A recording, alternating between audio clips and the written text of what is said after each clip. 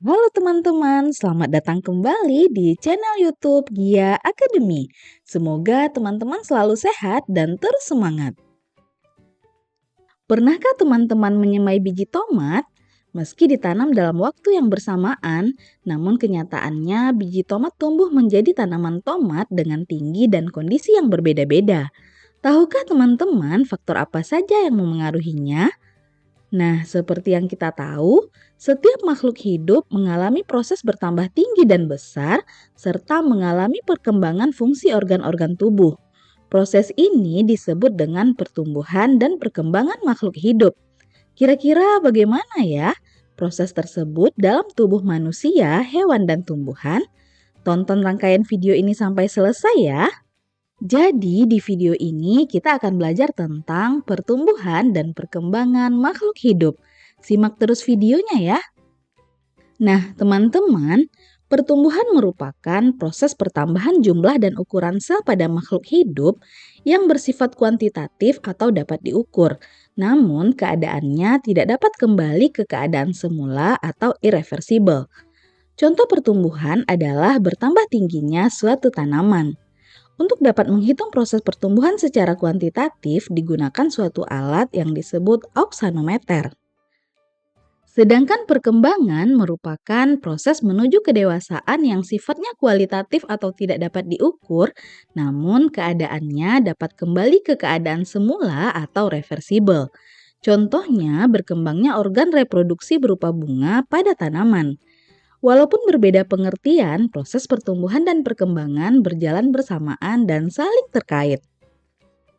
Pertama, kita bahas pertumbuhan dan perkembangan pada tumbuhan. Pertumbuhan pada tumbuhan diawali dari biji yang tumbuh menjadi zigot, kemudian menjadi embrio yang dilengkapi cadangan makanan. Biji terbagi menjadi dua jenis, yaitu biji tumbuhan monokotil dan biji tumbuhan dikotil. Terdiri dari bagian-bagian berikut: kulit biji, endosperma dan kotiledon yang berfungsi untuk menyimpan cadangan makanan dan menutrisi embrio, radikula atau bakal akar, plumula, bakal daun, epikotil, bakal batang yang berada di atas kotiledon, dan hipokotil, bakal batang yang berada di bawah kotiledon. Perbedaan tumbuhan monokotil dan dikotil dari struktur bijinya adalah pada tumbuhan monokotil, plumula dan radikula punya selubung berupa koleoriza pelindung radikula dan koleoptil pelindung plumula. Sedangkan pada tumbuhan dikotil, plumula dan radikula tidak punya selubung. Proses perkembangan pada biji ditandai dengan adanya perkecambahan. Perkecambahan merupakan serangkaian proses yang dimulai sejak masa dormansi periode diam sampai menjadi bibit yang sedang tumbuh. Perkecambahan meliputi peristiwa-peristiwa fisiologis dan morfologis sebagai berikut. Imbibisi dan absorpsi merupakan proses penyerapan air oleh biji sampai setiap sel cukup terisi. Hidrasi jaringan, yaitu proses penyerapan dan penyimpanan air di dalam jaringan tumbuhan. Absorpsi oksigen, proses penyerapan oksigen. Pengaktifan enzim dan pencernaan, masuknya air pada biji yang mengaktifkan enzim dan memungkinkan cadangan makanan dihidrolisis menjadi larutan. Transport molekul, molekul larutan yang telah terhidrolisis akan dibawa ke titik tumbuh kecambah yaitu sumbu embrio. Peningkatan proses respirasi dan asimilasi, hingga munculnya embrio. Perkecambahan biji dibedakan menjadi dua tipe yaitu epigeal dan hipogeal. Epigeal apabila terjadi pembentangan luas batang di bawah hipokotil sehingga hipokotil dan kotiledon terangkat ke atas tanah. Contohnya perkecambahan kacang hijau Phaseolus radiatus. Hipogeal apabila terjadi pembentangan luas batang ke atas sehingga daun lembaga epikotil terangkat ke atas tanah, tetapi kotiledonnya tetap berada di dalam tanah. Misalnya perkecambahan kacang kapri Pisum sativum. Proses perkecambahan yang bisa diamati adalah munculnya plantula atau tanaman kecil dari dalam biji sebagai hasil pertumbuhan dan perkembangan embrio. Pada saat biji mengalami perkecambahan, bagian plumula akan tumbuh dan berkembang menjadi batang, sedangkan radikula akan tumbuh menjadi akar. Setelah fase perkecambahan, diikuti pertumbuhan 3 sistem jaringan meristem primer yang terletak di akar dan batang. 3 sistem jaringan primer yang terbentuk adalah protoderm, yaitu lapisan terluar yang akan membentuk jaringan epidermis. Meristem dasar, yang akan berkembang menjadi jaringan dasar yang mengisi lapisan korteks pada akar, dan prokambium, lapisan dalam yang akan berkembang menjadi silinder pusat yaitu xilem dan floem. Pertumbuhan yang terjadi pada tumbuhan dapat dibedakan menjadi 2, yaitu pertumbuhan primer dan pertumbuhan sekunder. Pertumbuhan primer terjadi sebagai hasil pembelahan sel pada jaringan meristem primer yang terdapat di ujung akar dan di ujung batang. Adanya jaringan meristem primer pada ujung akar dan ujung batang ini memungkinkan tumbuhan tumbuh lebih tinggi atau lebih panjang. Pertumbuhan sekunder terjadi sebagai hasil aktivitas jaringan meristem sekunder yang terdapat pada tumbuhan dikotil berupa kambium dan kambium gabus. Adanya pertumbuhan sekunder memungkinkan bertambah besarnya organ-organ tumbuhan. Jadi, kita bisa membedakan pertumbuhan primer dan sekunder sebagai berikut. Perubahan bentuk yang terjadi pada pertumbuhan primer terlihat dari ukuran batang tanaman yang memanjang dan adanya pelengkap batang. Sedangkan pertumbuhan sekunder terlihat dari diameter batang yang membesar. Jaringan yang berperan dalam pertumbuhan primer adalah jaringan meristem apikal dan interkalar. Sedangkan pertumbuhan sekunder terjadi karena peran dari jaringan meristem lateral. Pertumbuhan primer menghasilkan pertumbuhan longitudinal, sedangkan pertumbuhan sekunder menghasilkan pertumbuhan radial. Pertumbuhan primer sudah terjadi sejak awal tumbuhan ada, sedangkan pertumbuhan sekunder terjadi mengikuti pertumbuhan primer.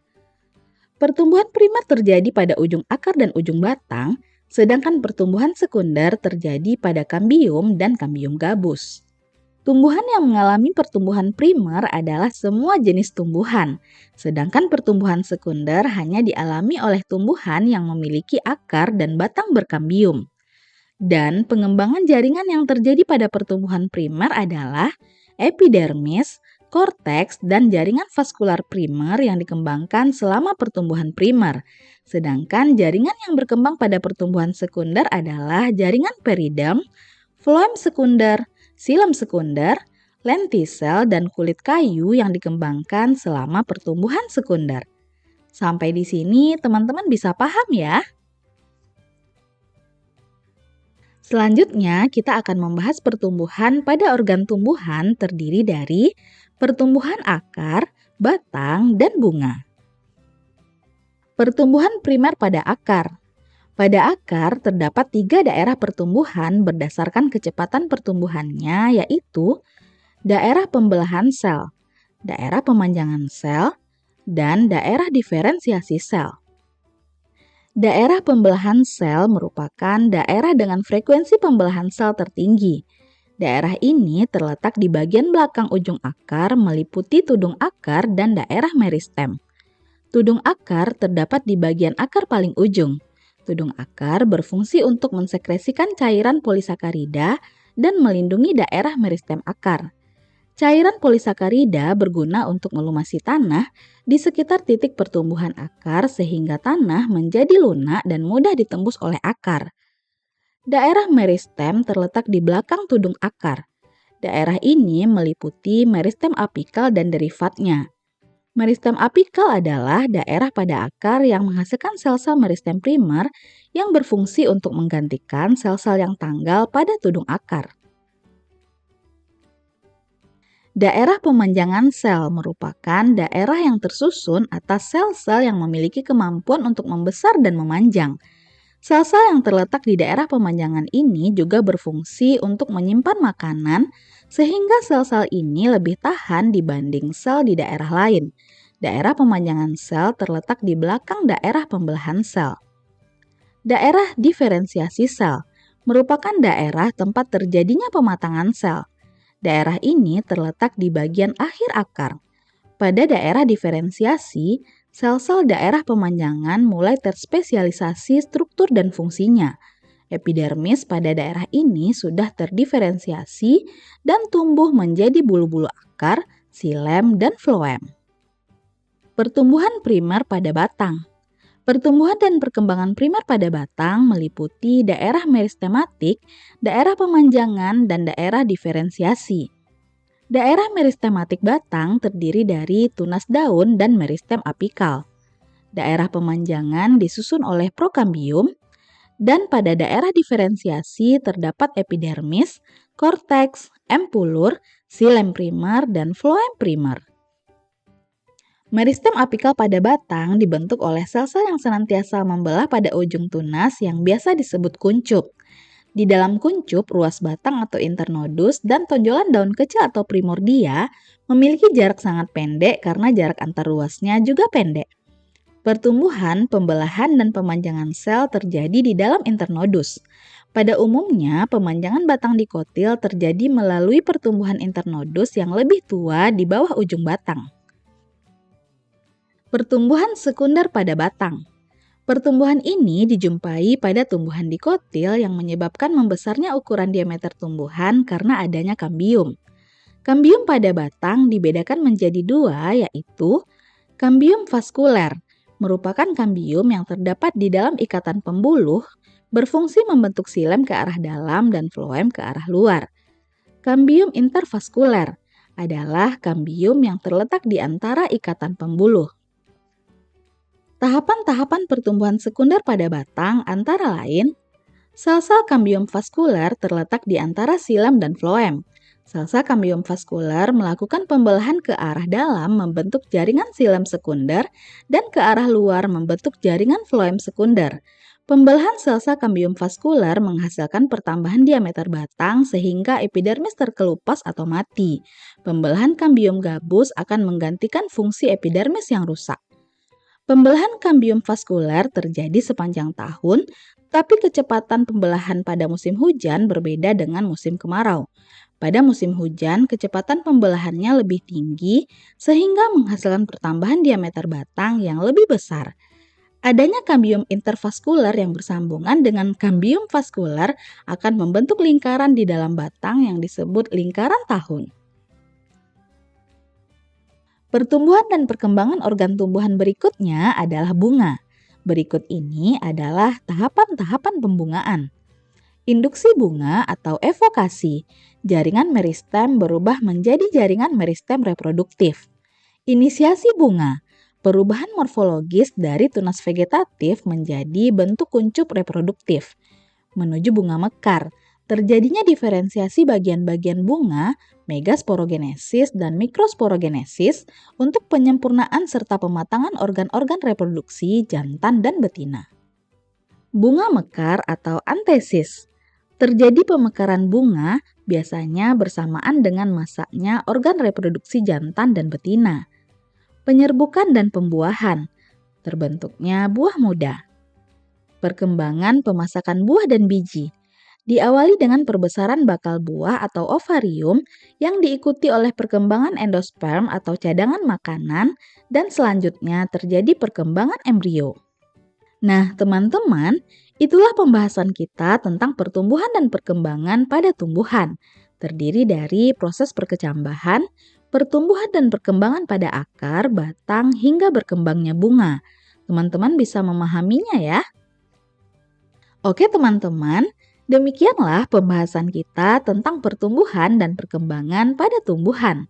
Kita akan melanjutkan pembahasan tentang faktor-faktor yang memengaruhi pertumbuhan dan perkembangan tumbuhan di video berikutnya. Tungguin ya, sampai jumpa!